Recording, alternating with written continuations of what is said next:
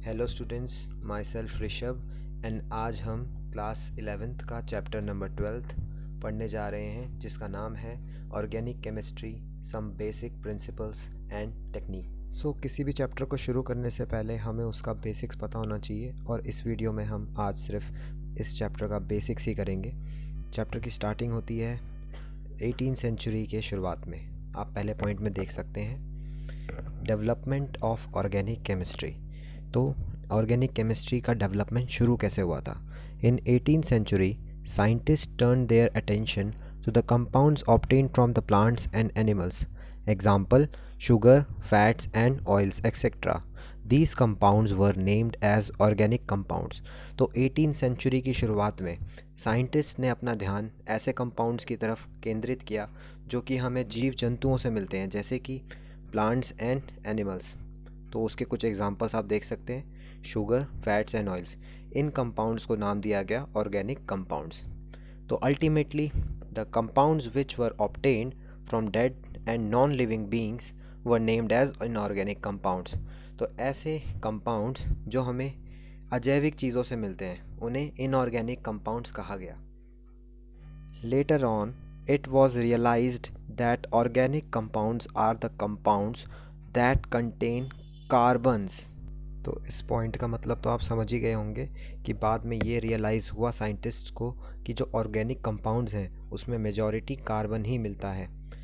अगले पॉइंट में ये बताया है, in earlier period of development of chemistry chemists tried to synthesize organic compounds in laboratory but all their effort proved to be infertile। मतलब कि scientist ने उसी दौरान ऑर्गेनिक कंपाउंड्स को अपनी लेबोरेटरी में बनाने की कोशिश करी, लेकिन जो भी उन्होंने कोशिशें करी वो सब व्यर्थ ही जा रही थी।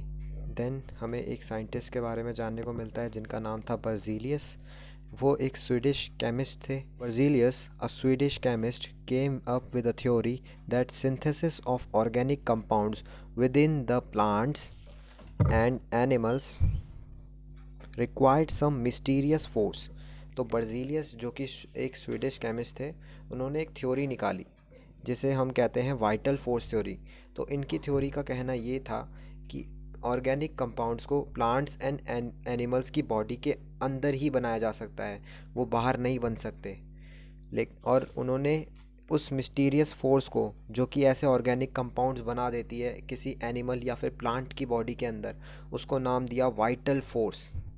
अब आप देख सकते हैं यहाँ पर ये लिखा है वाइटल फोर्स थ्योरी।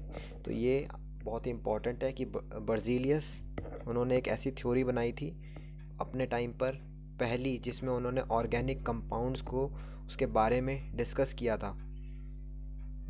लेकिन अभी कुछ ही समय बीता था जब बर्जीलियस ने अपनी वाइटल फोर्स थ्योरी दी थी कि Friedrich Wohler, a German chemist, उन्होंने इस थ्योरी को गलत साबित कर दिया, और वो भी बिल्कुल एक्सीडेंटली। वोलर को फादर ऑफ ऑर्गेनिक केमिस्ट्री भी कहा जाता है। तो इन्होंने इस थ्योरी को गलत साबित ऐसे किया था कि इन्होंने दो कंपाउंड्स लिए थे, ammonium sulphate and potassium cyanate. इन्होंने जब इन दोनों कंपाउंड्स का रिएक्शन करवाया तो इन्हें एक कंपाउंड मिला जिसका नाम था अमोनियम साइनेट। इस अमोनियम साइनेट को हीट करने पर एक कंपाउंड बनता है जिसे हम यूरिया बोलते हैं। इसकी स्मेल बिल्कुल यूरिन की तरह होती है, बिल्कुल वही वाला यूरिया है जो कि मैमल्स के यूरिन में मिलता है, तभी इसका ऐसा नाम है। तो फ्रेडरिक वोलर ने वाइटल फोर्स थ्योरी के टुकड़े टुकड़े कर दिए। वाइटल फोर्स थ्योरी के गलत साबित होने के बाद आज की डेट में ज़्यादातर जो भी ऑर्गेनिक कंपाउंड्स हैं वो लेबोरेटरी में ही बनाए जाते हैं। At present 95% of organic compounds are man made. बस 5% ऐसे ऑर्गेनिक कंपाउंड्स बचे हैं जो कि अब हम नहीं बना सकते। वो भी क्या पता आगे डिस्कवरी हो जाए और हम बना लें, लेकिन अभी करेंटली 95% ऑर्गेनिक कंपाउंड्स लैब में ही प्रिपेयर्ड होते हैं। इससे पता चलता है कि बर्जीलियस कितने गलत थे। अब ऐसा नहीं है कि ऑर्गेनिक केमिस्ट्री के डेवलपमेंट के दौरान सिर्फ बर्जीलियस या फिर वोलर ही अपनी थ्योरीज़ के सामने आए थे। बहुत सारे साइंटिस्ट ने इसके पीछे कोशिश करी थी कि ऑर्गेनिक कंपाउंड को भी लेबोरेटरी में बना के सक्सेसफुल हो जाएं, लेकिन वो नाकामयाब रहे। इतिहास में सिर्फ वही लोग फेमस होते हैं या तो बुरी तरह से हार जाते हैं या फिर कुछ ऐसा कर देते हैं जो कि कोई पहले नहीं कर चुका होता। अब अगर पूरा ही चैप्टर ऑर्गेनिक पे डिपेंडेड हो और ऑर्गेनिक कंपाउंड्स अगर कार्बन से बनते हैं तो हमें कार्बन की बेसिक पता होने चाहिए, कैसा उसका स्ट्रक्चर होता है, क्या उसकी वैलेंसीज होती हैं जैसा कि अभी तक हम पढ़ते आए हैं। तो कार्बन के आखिरी शेल में p ऑर्बिटल होता है और p फर्दर x प्लेन में होता है, y में एंड z में। तो आप देख ही सकते हैं कार्बन के आखिरी में 4 इलेक्ट्रॉन हैं और वो 4 हाइड्रोजन से बॉन्ड बनाता है। 4 हाइड्रोजन एक एक अपने इलेक्ट्रॉन्स कार्बन को देते हैं और कोवेलेंट बॉन्ड बनाते हैं। अब कार्बन का कोवेलेंट बॉन्ड बनाने का रीज़न क्या है, उसके लिए हमें ये पैराग्राफ पढ़ना होगा। To achieve noble gas configuration, carbon can not gain और lose 4 electrons to form C4+ and C4- ions. तो कार्बन को अगर नोबल गैस कॉन्फ़िगरेशन चाहिए तो वो 4 इलेक्ट्रॉन ना ही दे सकता है और ना ही 4 इलेक्ट्रॉन ले सकता है। तो क्योंकि इसके लिए बहुत ही ज़्यादा एनर्जी चाहिए होती है और वो फिज़ेबल ही नहीं है। तो इसीलिए कार्बन बहुत ही लिटिल टेंडेंसी रखता है आयनिक कंपाउंड बनाने के लिए। वहीं दूसरी ओर कार्बन की इसी कारण से कार्बन कोवलेंट बॉन्ड बनाता है और बहुत ही अच्छे कोवलेंट बॉन्ड बनाता है, जैसा कि आप यहाँ पर देख ही सकते हैं। ये एक मीथेन का मॉलिक्यूल है। कैटिनेशन क्या होता है?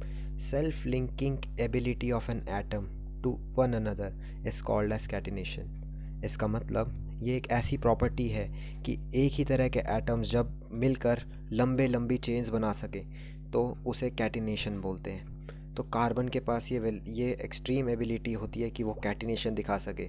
यहाँ पर आप एग्जांपल देख ही सकते हैं। कार्बन ने पहले कंपाउंड में लीनियर ब्रांचेस बनाई हैं, उसने अपने ही तरह के एटम से मिलकर एक चेन बना दी है। वहीं दूसरी कंपाउंड में आप देख सकते हैं कि चेन के साथ साथ वो ब्रांच भी बना सकता है। तो कैटिनेशन की वजह से कार्बन के कई एलोट्रॉप्स भी मिलते हैं, जैसा कि आपने अपनी और भी पिछली क्लासेस में पढ़ा होगा।